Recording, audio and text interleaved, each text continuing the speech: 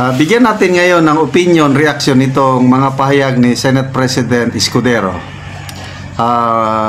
Matinding patutsada sa PBBM admin. Ito, ang title nga, Cheese Escudero may patutsada kay PBBM. Ito yung issue na hindi nila maipaliwanag.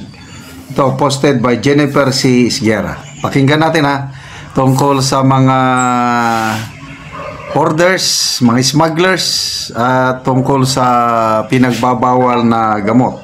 Bakit ba wala akong nakitang nahuhuli? Maraming niraid ang pulis sa Bureau of Customs na nag-hoarding daw ng bigas. May nakita ba kayong kinasinampahan ng kaso maliban sa paghuli sa pahinante, sa butigero? Ano maliwanag, hindi naman sila may-ari doon. Sa droga gano'n din, yung driver lang, yung nagatid lang ng kotse, nag-drive ng kotse. Asan? Palagi yung sinasabi. Hindi naman pwedeng may crime pero walang kriminal. Dapat sabay yun.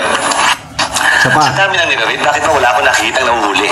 Maraming niraid ang pulis sa Bureau of Customs na nag-hoarding daw ng bigas.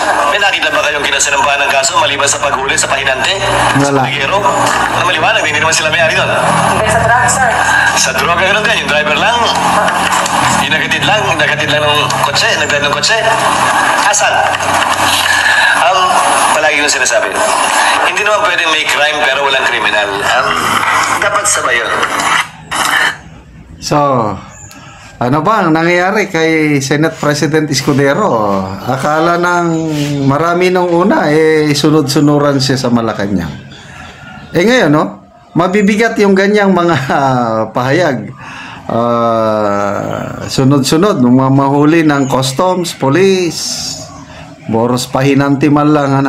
Wala ngang nakakasuhan I'm sorry baka hindi ko lang namomonitor.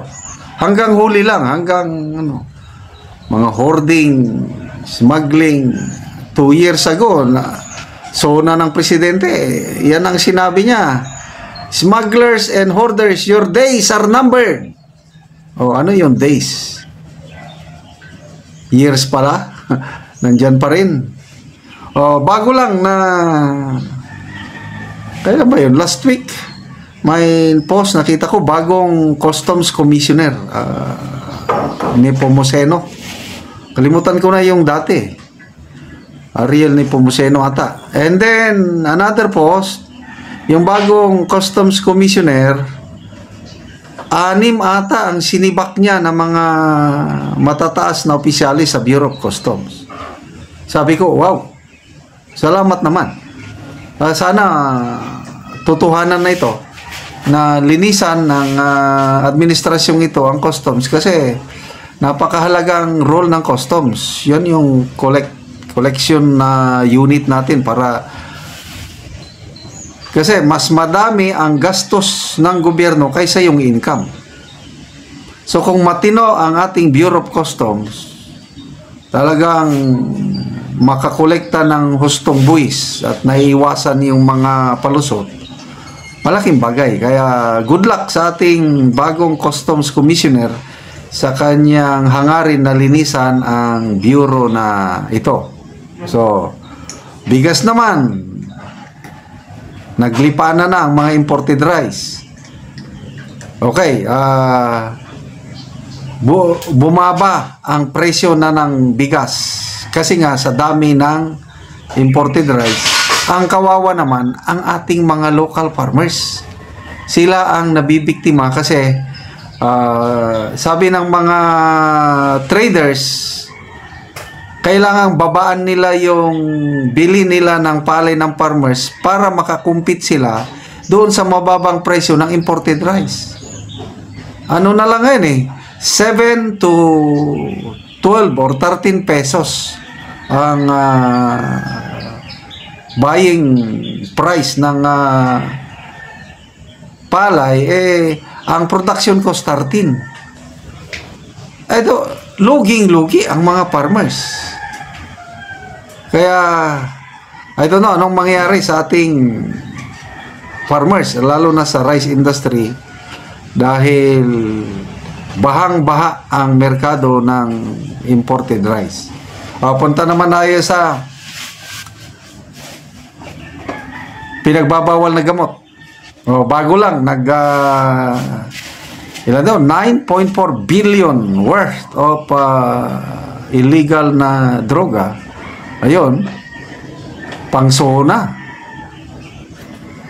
Dami, largest ata yun. Kaya lang, ang tanong, saan ang mayari? Kaya tama-tama yung sabi ni Senator Escudero nga, bakit walang pahinanti lang ang nahuhuli? Wala namang nakakasuhan. Lalo na yung mga lumulutang lang na mga pinagbabawal na gamot.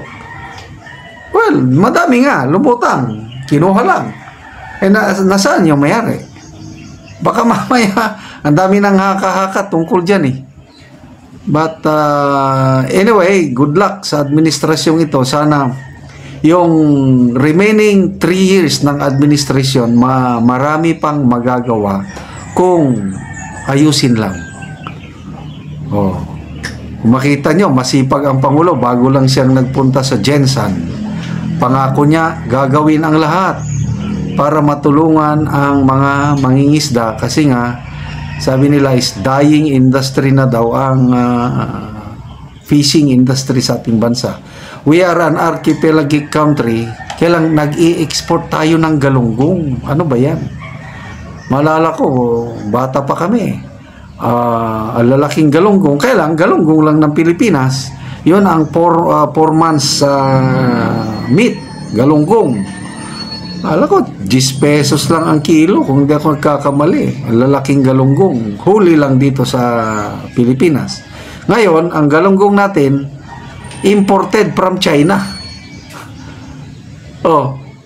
Saan nila hinuli? Baka dito rin sa ating karagatan.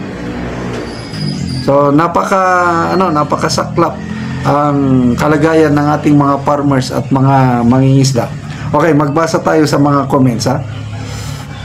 Philip Barredo, correct ka dyan, Senator. Joselito Alvarez, driver, helper lang ang ikinulong. Hanapihana, agoy, cheese, murag, mabutaran, jud taka sa 2028, padayon lang yun niya. Ako, lalo na sa impeachment, nagiging patas lang si Senator Escudero, kaya tingin ko, siya pa rin ang maging Senate President at dahil sa pagtutulungan ng Escudero Black at Duterte Black, panalo na tayo sa impeachment, madidismiss kagad ang impeachment ni BP Sara, wala na tayong mapanood na bloodbath.